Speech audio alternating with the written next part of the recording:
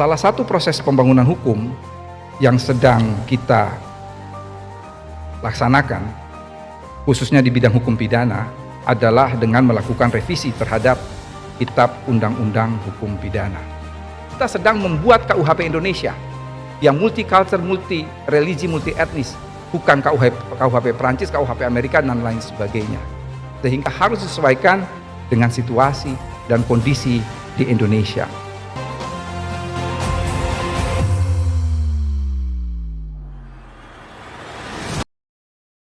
Assalamualaikum warahmatullahi wabarakatuh. Stop terhadap kontroversi, perdebatan terhadap rancangan KUHP yang baru.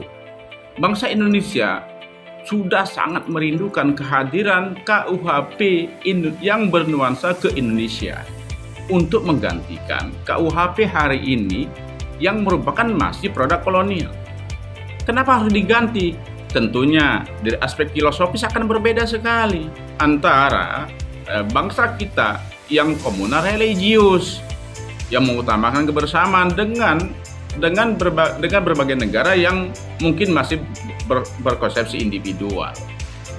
Contoh misalnya, alas filosofis tujuan pemidanaan dalam KUHP hari ini masih beralaskan paham aliran klasik, yaitu untuk penjeraan dan pembalasan. Sehingga kalau untuk penjarahan dengan nuansa pidana penjara, maka tentunya penjara bakal penuh. Atau hanya untuk pembalasan semata, juga tidak akan bisa memperbaiki pelaku-pelaku kejahatan yang nuansanya pelaku kejahatan itu juga harus didekati dengan konsepsi individualisasi mengapa mereka melakukan suatu tindak pidana.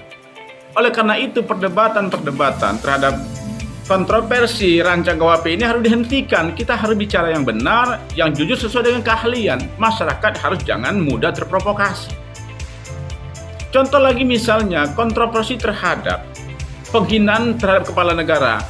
Wahai semua masyarakat, semua negara mengatur semua delik soal penghinaan terhadap kepala negara. Ini adalah delik untuk mengangkat marwah suatu bangsa. Tidak mungkin kita rela kepala negara kita itu dihina. Namun tentunya kita perhatikan makna deliknya, menyerang kehormatan atau harkat martabat. Tentunya ada parameter yang jelas, sehingga kritikan-kritikan yang bernuansa edukatif, ya, membangun tidak menjadi delik ini. Lagi pula ada pengecualian dalam delik ini. Apa pengecualiannya? Ketika penghinaan ini yang berupa menyerang kehormatan dan harkat martabat kepala negara itu dibutuhkan demi kepentingan umum, maka dikuatkan delik ini. Jadi tentunya ada pembatasan. Kemudian juga ada kontroversi terhadap delik perzinahan.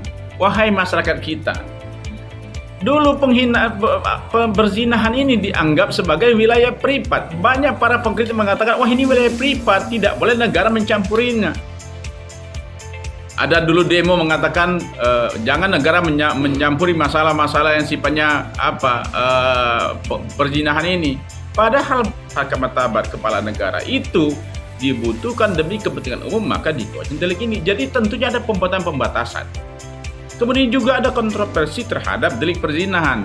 Wahai masyarakat kita, dulu penghinaan perzinahan ini dianggap sebagai wilayah privat. Banyak para pengkritik mengatakan, wah ini wilayah privat, tidak boleh negara mencampurinya. Ada dulu demo mengatakan jangan negara mencampuri masalah-masalah yang sifatnya perzinahan ini. Padahal Bapak Ibu sekalian, seluruh masyarakat kita bangsa Indonesia, bahwa perzinahan itu bukan crime without victim, karena banyak yang mengatakan perzinahan itu crime without victim, kejahatan tanpa korban. Nah, di dalam rancang KUHP sudah dibangun suatu tujuan pemidanaan yang bernuansa keindonesiaan. Salah satunya apa itu? Tujuannya adalah untuk menyelesaikan konflik yang terjadi dan mengembalikan keseimbangan lingkungan yang terganggu. Apa makna dari tujuan pemidanaan yang bernuansa keindonesiaan ini? Ini diambil dari hakikat delik adat, ya. Dalam konteks delik adat, kejahatan itu tidak hanya menyerang dan tidak hanya berhubungan antara pelaku dan korban saja. Akibat kejahatan, maka terjadi juga kesialan dalam masyarakat. Ketika terjadi perzinahan suatu daerah, maka seluruh masyarakat kita menjadi sial. Sehingga dalam pemahaman masyarakat kita yang namanya banjir, tanah longsor, gempa bumi, itu selalu dikaitkan dengan ulah manusia. Karena manusia sudah banyak maksiatnya. Artinya bahwa dari sisi filosofis masyarakat kita yang komunal dan religius, maka kasus atau delik berzinahan itu bukan crime without victim, tetapi korban dari perzinahan itu adalah nilai-nilai dalam masyarakat dan lingkungan harmonisasi manusia dengan alam sekitar. Dan siapa pemilik alam? Tuhan. Jadi masyarakat harus memahami bahwa bangsa kita yang punya kearifan lokal luar biasa ini harus dipahami secara teliti, jernih, ya, dan diimplementasikan berbeda dengan bangsa-bangsa lain. Nah, kehadiran rancang KUHP inilah cara esensi mengkonkretisasi berbagai nilai kearifan lokal yang tentunya bernilai komunal religius, ya, menjadi bentuk hukum positif. Maka tidak ada alasan untuk menolaknya, Bapak Ibu sekalian bangsa kita. Mari kita bersama-sama membangun bangsa kita supaya kuat dan terhindar segala bara bencana. Terima kasih. Salam dari saya, Dr. Mahmud Mulyadi, SCM HUM.